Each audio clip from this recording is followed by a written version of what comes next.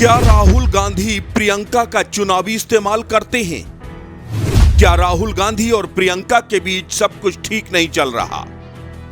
क्या वाकई में राहुल गांधी प्रियंका को राजनीति से बाहर करना चाहते हैं? क्या राहुल को प्रियंका से डर सताने लगा है? क्या सोनिया भी जानबूझकर प्रियंका गांधी को दरकिनार कर रही हैं? क्या लगातार हार के बावजूद राहुल गांधी का पार्टी में दखल प्रियंका को साइडलाइन करने की साजिश है? अब आप कहेंगे कि आखिर इतने सारे सवाल क्यों उठा रहे हैं, तो आपको बता दें कि दरअसल ये सवाल हम नहीं बल्कि बीजेपी ने उठाए हैं।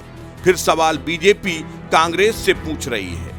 भारतीय जनता पार्टी ने प्रियंका गांधी के साथ कांग्रेस के सौतेले व्यवहार और सोनिया गांधी के भेदभाव वाली राजनीति को मुद्दा बनाया है। पूछा है कि क्या प्रियंका गांधी को राहुल और सोनिया सिर्फ चुनाव प्रचार या फिर राजनीतिक फायदे के लिए इस्तेमाल करते हैं, या वाकई में प्रियंका गांधी को राजनीति में आगे लाना चाहते हैं। अब आप पूछेंगे कि भला बीजेपी को कांग्रेस की चिंता क्यों सताने लगी है, तो शायद इसी को सियासत कहते हैं। 200 साल पहले ब्रितानियों ने हिंदुस्तान को एक फार्मूला दिया था, डिवाइड एंड रूल। आज इसी फार्मूले का उपयोग बीजेपी कर रही है। उस फार्मूले से बीजेपी को कई बार कामयाबियां भी मिली हैं। याद कीजिए, महाराष्ट्र में एकनाथ शिंदे को कैसे उद्धव ठाकरे से लड़वा दिया, शरद पवार को कैसे अजीत पवार से लड़वा दिया, नीतीश कुमार को उपेंद्र कुशवाहा से लड़वा दिया, चिराग पासवान को चाचा पशुपति पारस से लड़वा दिया, अशोक गहलोत को सचिन पायलट से लड़वा दिया, कमलनाथ को ज्योतिरादित्य से लड़वा दिया, और हर जगह उसका राजनीतिक फायदा उठाने में कामयाब हो गए। अब 24 से पहले राहुल और प्रियंका की भावनाओं को उभार कर सियासी फायदा उठाने की कोशिश हो रही है क्या? लेकिन बीजेपी की इन कोशिशों के बीच कांग्रेस में भी कुछ ऐसा हो रहा है कि विपक्ष को सवाल उठाने का मौका मिल रहा है। राहुल गांधी की लीडरशिप पर लगातार सवाल खड़े हो रहे हैं। इंडिया गठबंधन में ममता बनर्जी ने राहुल गांधी की अपरिपक्वता को लेकर जिस तरह की नाराजगी जताई, कांग्रेस के ही नेता आचार्य प्रमोद कृष्णन ने प्रियंका गांधी को जिस तरह पीएम कैंडिडेट घोषित करने की मांग की, उसने ये जरूर बता दिया है कि कांग्रेस के अंदर भी सब कुछ ठीक नहीं चल रहा।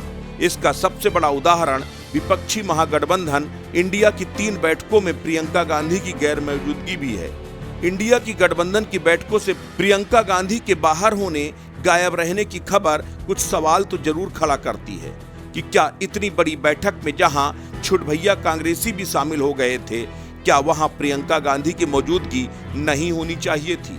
जब से प्रियंका गांधी ने चुनाव लड़ने को लेकर अपनी आंतरिक सहमति जताई, जब से रॉबर्ट वाड्रा ने प्रियंका और खुद के चुनावी समर में उतरने का ऐलान किया, उसके बाद से ही गांधी परिवार के अंदर सब कुछ ठीक नहीं चल रहा।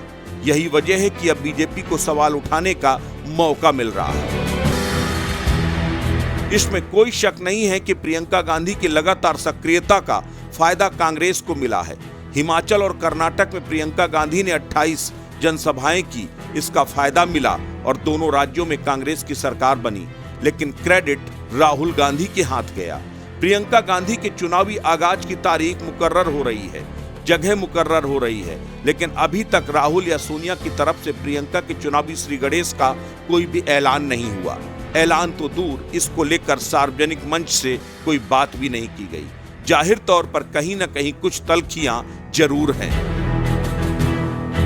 क्या वाकई में राहुल को यह डर सताने लगा है कि अगर प्रियंका गांधी चुनावी समर में उतर गईं, तो वो उनकी बची कुची सियासत भी खत्म कर देंगी, पार्टी में अपना दखल कायम कर लेंगी? लेकिन इसके उलट एक मुद्दा ये भी है कि क्या बीजेपी को खुद का घर पर खतरा सता रहा है क्या, जो वो कांग्रेस में फूट डालने की कोशिशों में जुटी है? अस्तित्व न्यूज यूपी के लिए ब्यूरो रिपोर्ट।